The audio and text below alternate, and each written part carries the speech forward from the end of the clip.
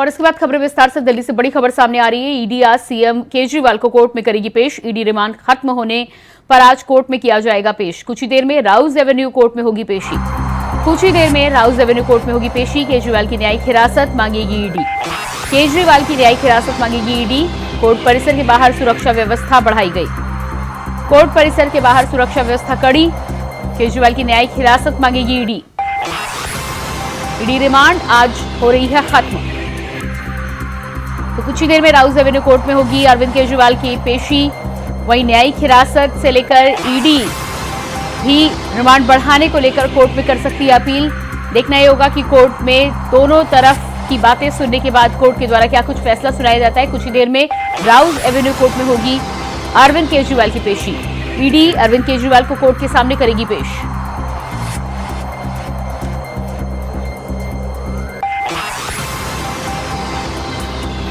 Court परिसर के बाहर सुरक्षा व्यवस्था कड़ी। दिल्ली से इस वक्त की अहम जानकारी। कुछ ही देर में राउज एवेन्यू कोर्ट के में होगी अरविंद केजरीवाल की पेशी। कोर्ट के बाहर सुरक्षा व्यवस्था बढ़ाई गई। ईडी आज सीएम केजरीवाल को कोर्ट में करेगी पेश। इसके अलावा ईडी न्यायिक हिरासत को लेकर सूत्रों के हवाले से खबर आ रही है। ईडी रिमांड बढ़ाने को लेकर भी कर सकती है अपील। रिमांड बढ़ाने को लेकर ईडी कर सकती है मांग। सूत्रों के हवाले से जानकारी। केजरीवाल को न्यायिक हिरासत में भी भेजा जा सकता है।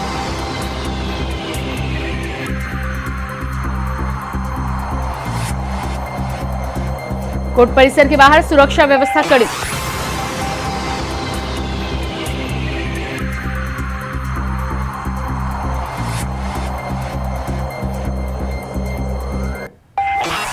और इसी खबर पर हमारे साथ दिल्ली से संवाददाता अजय चौहान लाइव जुड़ चुके हैं। जी अजय, जिस तरह से अरविंद केजरीवाल की राउज एवेन्यू कोर्ट में पेशी कुछ ही देर में होने वाली है, क्या कुछ ताजा अपडेट निकलकर सामने आ रहा है? क्या कुछ आज सामने आ सकता है?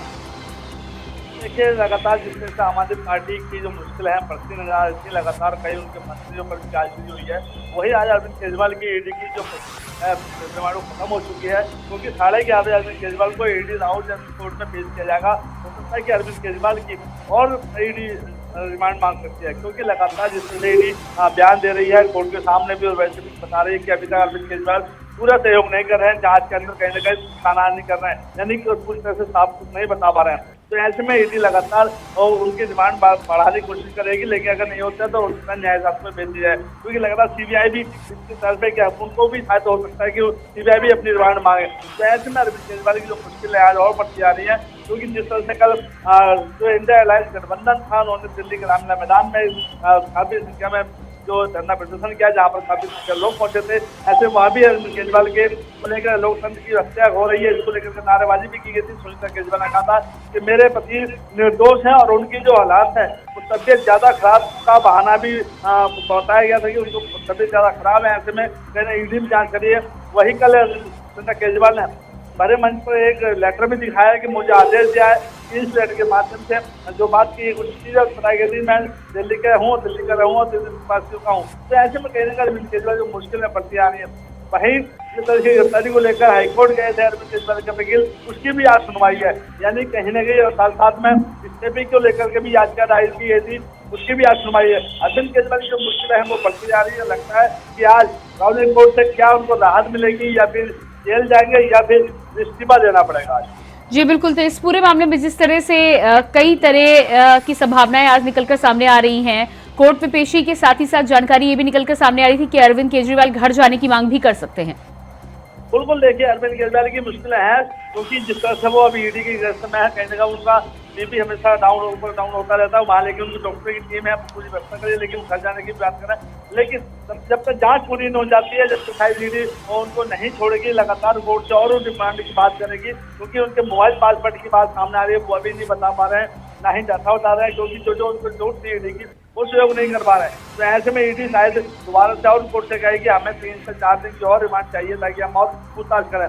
तो ऐसे में देखना ये होगा, क्योंकि इधर तो मंत्री अंदर जेल में है, वहीं कैलाश गहलोत को भी कल जब परसों बुलाया गया था, उनकी भी मुश्किलें बढ़ती नजर आ रही है। तो ऐसे में कहीं ना कहीं अरविंद केजरीवाल को इस्तीफा भी दे सकते हैं, या फिर उनको जेल जा सकते हैं आज।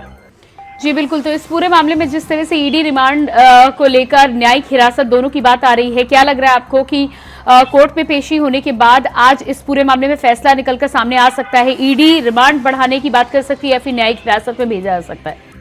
देखिए, दोनों बातें हैं। ईडी रिमांड बनाने की बात भी कर रही है, क्योंकि जिस तरह से अरविंद केजरीवाल की तरफ से जो बयान दिया गया था, उसका केजरीवाल ने कहा था कि मेरे पति निर्दोष है, उन्होंने सारा बड़ा खुलासा करने वाले हैं। जो 100 करोड़ रुपए की बात सामने आई थी, तो ईडी का नाम सामने आ गया, उनको रिहा दिया गया, उनको जमानत कर दी गई है, उनको 55 करोड़ बीजेपी को दिए गए थे। ऐसे कई आरोप लगा थे, लेकिन उन्होंने कहा था कि कोर्ट में शायद अरविंद केजरीवाल को बड़ा खुलासा करेंगे।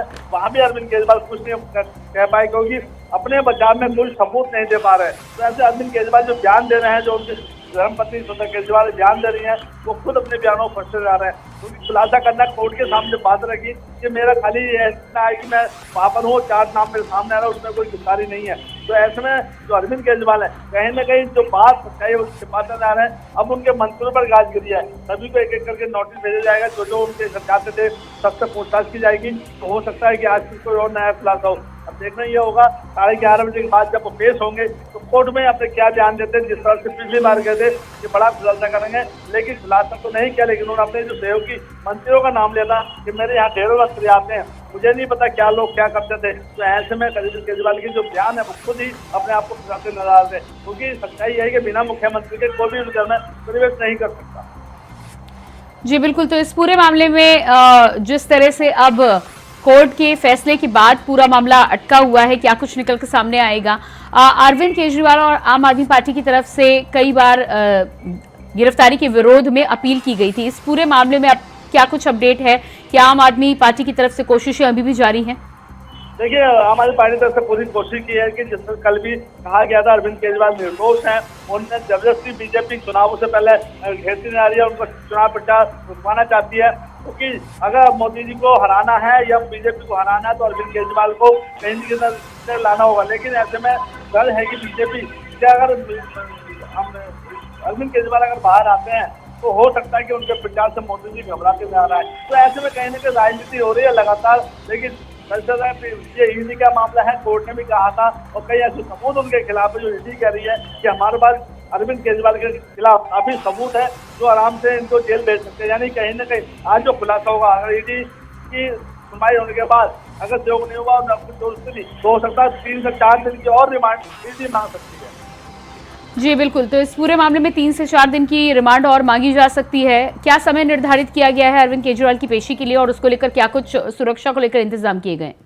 कोर्ट को 11:30 बजे का समय बताया गया है। 11:30 बजे अरविंद केजरीवाल जी को राजू कोर्ट में लाया जाएगा, क्योंकि गेट नंबर 5 से पूरी व्यवस्था कर दी गई। वहाँ पुलिस से रिकट कर दिया जाता है ताकि कोई आम आदमी पार्टी का कार्यकर्ता या कोई धरना प्रदर्शन तो पूरा जो दिन दयाल मार्ग है उसको सील कर दिया जाता है। वहाँ पुलिस तैनात कर दी जाती है, क्योंकि ऐसी स्थिति में जिस कल रैली होती, अभी पंजाब से काफी लोग हैं, दिल्ली में कई जगह लोग दिल्ली में, तो हो सकता है कहीं ना कहीं अरविंद केजरीवाल जब पेशी हो तो उस समय कहीं ना कहीं धरना प्रदर्शन या संकट जताए हुए दिल्ली पुलिस हट पर है। यानी कहीं ना कहीं तो पूरी व्यवस्था दिल्ली पुलिस करी हुई है ताकि कोई भी समस्या का सामना या मुसीबत का सामना ना करना पड़े। जी बिल्कुल अजय, इस तमाम जानकारी के लिए बहुत शुक्रिया आपका। और इसके बाद बात करिए अगली खबर की। प्रयागराज से बड़ी खबर सामने आ रही है। श्री कृष्ण जन्मभूमि और शाही ईदगाह मामले से जुड़ी बड़ी खबर। कृष्णकूप की पूजा करने जा रहे 3 लोग को हिरासत में लिया गया। श्री कृष्ण जन्मभूमि संघर्ष न्यास के अध्यक्ष हिरासत में। श्री कृष्ण जन्मभूमि संघर्ष न्यास के अध्यक्ष हिरासत में। दिनेश कुमार शर्मा समेत 3 लोगों को पुलिस ने लिया हिरासत में। दिनेश शर्मा समेत 3 लोग हिरासत में। ईदगाह मस्जिद की गली से पुलिस ने लिया हिरासत में। ईदगाह मस्जिद की सीढ़ियों में कृष्णकूप का किया जा रहा था दावा। आज दोपहर 2 बजे के बाद हाईकोर्ट में सुनवाई। तो एक तरफ दोपहर 2 बजे के बाद शाही ईदगाह मामले में हाईकोर्ट में सुनवाई होनी है। कुल 19 मामले बताए जा रहे हैं जिस पर आज हाईकोर्ट की बेंच सुनवाई करेगी। उधर दूसरी तरफ जानकारी ये भी है कि कृष्णकूप की पूजा करने के लिए कुछ लोग निकले थे शाही ईदगाह के रास्ते से। 3 लोगों को हिरासत में लिया गया। दिनेश शर्मा समेत 3 लोगों को लिया गया हिरासत में। श्री कृष्ण संघर्ष समिति न्यास से जुड़े ये लोग ईदगाह मस्जिद की गली से पुलिस ने लिया हिरासत में। एक तरफ हाईकोर्ट में सुनवाई होनी है तो दूसरी तरफ 3 हिरासत का मामला। इस मामले में जानकारी निकलकर सामने आ रही है।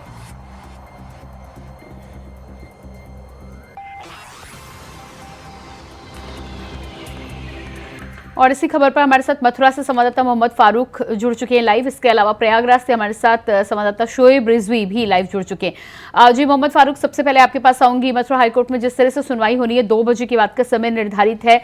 फिलहाल क्या कुछ ताजा इंतजाम है? दूसरी तरफ जानकारी मिल रही, कृष्ण कूप का पूजन करने के लिए जा रहे 3 लोगों को हिरासत में लिया गया है।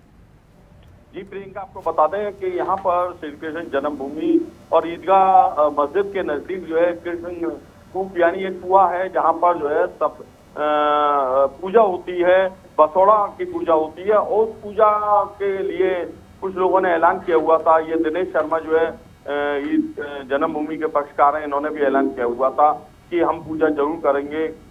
और आशुतोष पांडे हैं श्री कृष्ण जन्मभूमि के पक्षकार, इन्होंने भी ऐलान किया था कि यहाँ पर जो है महिलाओं को पूजा करने की अनुमति दी जाए। लेकिन प्रशासन जो है सतर्क था, पहले से ही प्रशासन ने साफ तौर पर कह दिया था कि हम किसी को जो है नई परंपरा डालने की परमिशन नहीं देंगे।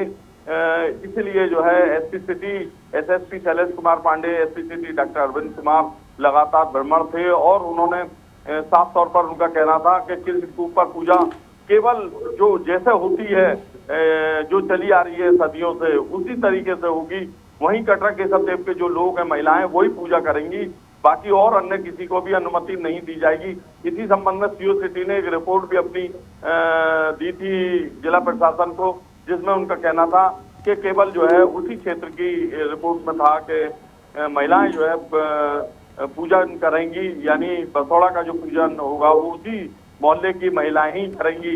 इसके अलावा इसी को देखते हुए जो है दिनेश शर्मा जो श्री कृष्ण जन्मभूमि के पक्षकार हैं और अध्यक्ष हैं श्री कृष्ण जन्मभूमि मुक्ति न्यास के, उन्होंने जो है वहां जाने का प्रयास किया 2 लोगों के साथ। तो पुलिस ने उनको तत्काल हिरासत में ले लिया। थाना गोविंद नगर पुलिस उनको हिरासत में लेकर ले गई जो है और उनका क्या था कि प्रशासन का कि किसी भी इसको इजाजत नहीं दी जाएगी कि कोई नई परंपरा जो है यहाँ पर हो। यहाँ पर जो है श्री कृष्ण जन्मभूमि पे चप्पे चप्पे पर पुलिस तैनात कर दी गई है और मामले को देखते हुए साफ तौर पर एसपी सिटी ने कह दिया था कि हम इस तरीके की किसी को इजाजत नहीं देंगे कि जिससे कि माहौल को अगर खराब हो। तो ये जो है जिला प्रशासन ने साफ तौर पर इन लोगों को चेतावनी भी दे दी थी कि अगर आप लोग जो है कोई नई परंपरा डालेंगे तो वो डालने नहीं दी जाएगी। इसी को आज लेकर इन्होंने एक याचिका जो है हाई कोर्ट में भी दायर की हुई है। उस हाई कोर्ट में वो याचिका में उन्होंने हाई कोर्ट में अनुरोध किया है कि कृष्ण कूप पूजा पर, कृष्ण कूप पर यानी जो कुआं है उस पर जो है बासोड़ा के दिन सभी को पूजा करने दी जाए। यानी जो भी अगर कोई पूजा करने के लिए आता है कहीं से भी, उनको जो है पूजा करने दी जाए और माता बहनों को पूजा करने दी जाए। लेकिन आज वो याचिका जो है इनका जो डली हुई है वो आज उस पर निर्णय होगा। उस पर क्या निर्णय आता है ये देखने वाली बात होगी। दूसरी बात यह है कि 18 मुकदमों पर पहले ही सुनवाई चल रही है। एक मुकदमा जो है मथुरा सिविल जज सीनियर डिवीजन की कोर्ट में डला था, जो 19वां मुकदमा हो गया था। उस मुकदमे को भी यहाँ से ट्रांसफर मथुरा से हाई कोर्ट कर दिया था और हाई कोर्ट में 19 मुकदमों पर सुनवाई चल रही है। जी बिल्कुल, मोहम्मद फारूक बने रहिएगा आप हमारे साथ। शोएब रिजवी प्रयागराज से जुड़ गए हैं। जी शोएब, इस पूरे मामले में जिस तरह से आज दोपहर 2 बजे के बाद हाईकोर्ट में सुनवाई होनी है, 19 मामले मोहम्मद फारूक ने जानकारी दी है कि उन पर आज सुनवाई होनी है। क्या कुछ निकलकर सामने आ सकता है? और जिस तरह से मुस्लिम पक्ष और हिंदू पक्ष दावा कर रहे हैं, उसके बाद क्या लग रहा है आपको, कितना लंबा समय लगेगा इस पूरे मामले में फैसला आने में? देखिए, अभी इस बारे में कह पाना थोड़ा जल्दबाजी होगी। हालांकि ये जरूर है कि 18 से ज्यादा मुकदमे इस पूरे मामले में हैं जिस पर सुनवाई चल रही है।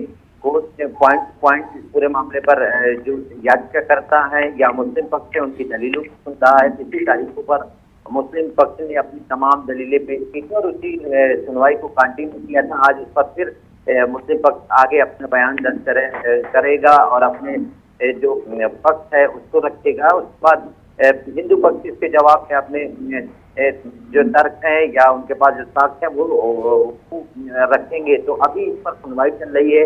हालांकि इस बीच में जो चीजें अपडेट हो रही है, जैसा कि अभी एक कूप के मसले को लेकर के याचिका दायर हुई थी जिन पर भी सुनवाई चल रही है, तो कूप को लगातार सुन रहा है। इसमें जो भी विवाद के पहलू हैं जो निचली अदालत से होकर के हाईकोर्ट में आ चुके हैं, उस पर वो सुनवाई कर रहा है।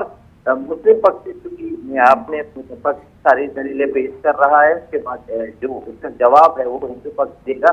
उसके बाद ये कोर्ट इस पर अपना निर्णय सुनाएगा। कोर्ट क्या कुछ रुख अख्तियार करता है, फिलहाल इंतजार करेंगे। आज फिर 2 बजे से इस पूरे मामले में सुनवाई होगी।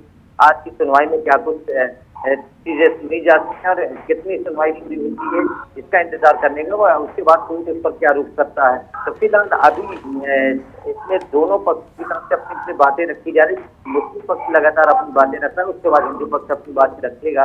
उसके बाद ही चीजें साफ हो पाएंगी कि जो हिंदू पक्ष की अपनी डिमांड है, अलग अलग डिमांड है, स्वामित्व को लेकर के हो या पूजा को लेकर के हो, तो वही मुस्लिम पक्ष की दलील है कि जो वर्षिप एक्ट से तमाम जो एक समझौता हुआ था उसको लेकर के तमाम जो उसके बिंदु हैं वो उस पर अपने पक्ष रख रहा है। तो दोनों अपने पक्ष रखने के बाद कोर्ट उस पर आगे निर्णय सुनाएगा। जी बिल्कुल मोहम्मद फारूक, जिस तरह से आपने जानकारी दी है कि 3 लोगों को हिरासत में लिया गया है, सुरक्षा की यदि बात की जाए तो हाईकोर्ट में जिस तरह से सुनवाई होनी है, चुनावी माहौल है और संवेदनशील ये मामला है मथुरा के लिए, चाहे शाहिदगाह की तरफ से देखा जाए या फिर हिंदू पक्ष की तरफ से देखा जाए, तो सुरक्षा को लेकर क्या कुछ इंतजाम है और कितनी संजीदगी बरती जा रही है? सुरक्षा के बहुत कड़े इंतजाम हैं और श्री कृष्ण जन्मभूमि शाही ईदगाह के पहले से ही यहाँ पर जो है सुरक्षा के बहुत कड़े इंतजाम रहते हैं। सीआरपीएफ की एक कंपनी यहाँ पर लगातार मतलब रहती है और उसके बाद में पुलिस प्रशासन और एसपी सुरक्षा जो है वो पूरी तरीके से नजर बनाए रहते हैं। और अब तो जो है जब श्री कृष्ण जन्मभूमि के नजदीक जो है बने कृष्ण कूप पर जब पूजा के लिए लोगों ने आह्वान किया था, तभी से जो है प्रशासन सतर्क हो गया था और प्रशासन ने पूरी तरीके से मुस्तैदी अपनी जो है कायम कर दी थी। और साफ तौर पर एसपी सिटी का कहना था कि किसी को भी यहाँ पर नई परंपरा डालने की परमिशन नहीं दी जाएगी, किसी को भी इस तरीके का काम नहीं करने दिया जाएगा। आज यहाँ पर चप्पे चप्पे पर सुरक्षा तैनात है यहाँ पर और SP city doctor Arvind Kumar, SSP Shailesh Kumar Pandey खुद भ्रमणशील हैं, खुद एक एक चीज को जो है देख रहे हैं, यानी हर पॉइंट पे उनकी नजर है। इसलिए किसी को भी इस मामले में ईदगाह वाली जो गली है जिसको बोलते हैं जो मतलब डीप गेट से और उससे पहले एक मिलन सराया है, उससे मिलन सराय से लेकर ईदगाह के लिए जो गली जाती है उस गली से श्री कृष्ण जन्मभूमि के पक्षकार दिनेश शर्मा और उनके 2 साथी जा रहे थे, तभी वहां पर पुलिस ने उनको अरेस्ट कर लिया, यानी हिरासत में ले लिया। तो ये सारी चीजें देखते हुए पुलिस अब भी जो है लगातार भ्रमणशील है, एक एक चप्पे चप्पे पर एक एक पॉइंट पर जो है पुलिस नजर रख रही है। खुद एसपी सिटी इस पर डॉक्टर अरविंद कुमार नजर रख रहे हैं और डॉक्टर अरविंद कुमार का कहना है कि हम किसी को भी इसकी अनुमति नहीं देंगे। जी प्रियंका। जी बिल्कुल शोएब, जिस तरह से इस पूरे मामले में लगातार लंबे समय से सुनवाई चल रही है, इससे पहले भी तमाम इस तरह के मामले आए हैं, क्या लगता है आपको कि इससे पहले के जो फैसले आ चुके हैं इस तरह के संजीदा मामलों में, क्या उसका प्रभाव भी शाही ईदगाह और श्री कृष्ण जन्मभूमि वाले केस पर पड़ सकता है? देखिए फिलहाल हर केस का अपना एक अलग महत्व और उसका अपने अलग प्रारूप होता है, तो इसलिए ये तो नहीं कहा जा सकता। लेकिन चूंकि हाईकोर्ट में तमाम जो पिछले इस तरह के मामले रहे हैं उसके रेफरेंस जरूर इस पर असर डालेंगे। चाहे अभी पिछले ज्ञानवापी का मामला रहा हो, वहाँ भी मुस्लिम पक्ष की तरफ से तमाम दलीलें दी गई थी। खासतौर से एक जो एक्ट है वर्षिप एक्ट है 1991 का, उसको लेकर के मुस्लिम पक्ष जरूर कहीं ना कहीं सामने रखता है। और इस एक्ट के तहत आज़ादी के बाद जो चीजें जिन परिस्थितियों में हैंडओवर हुई थी या लोगों के पास थी, उसमें किसी तरह का कोई बदलाव नहीं किया जाएगा। ये एक महत्वपूर्ण एक्ट था। लेकिन अभी चाहे वो अयोध्या से जुड़ा मामला रहा हो या ज्ञानवापी से जुड़ा मामला रहा हो, उसमें हिंदू पक्ष ये बात साबित करने में कहीं ना कहीं कामयाब रहा, कोर्ट को अपनी बात समझाने में कामयाब रहा कि ये इस तरह का एक्ट इन परिस्थितियों में लागू नहीं होगा। और यही वजह है कि मथुरा के इस मामले में भी जो विवाद के अलग अलग पहलू हैं, क्योंकि 18 से ज्यादा याचिकाएं हैं, उसमें अलग अलग बिंदु है, उसमें अगर वर्षिप एक्ट की बात की जाए तो वो पक्ष जो है जरूर रहा है, लेकिन हो सकता है कि यहाँ भी उसको उस तरह से कामयाबी ना मिले, क्योंकि हिंदू पक्ष इस तरह की। जी बिल्कुल शोएब, इस तमाम जानकारी के लिए बहुत शुक्रिया। मोहम्मद फारूक, आपका भी बहुत बहुत शुक्रिया जुड़ने के लिए। और इसी के साथ फिलहाल इस बुलेटिन में इतना ही। खबरों का सिलसिला जारी रहेगा। नमस्कार।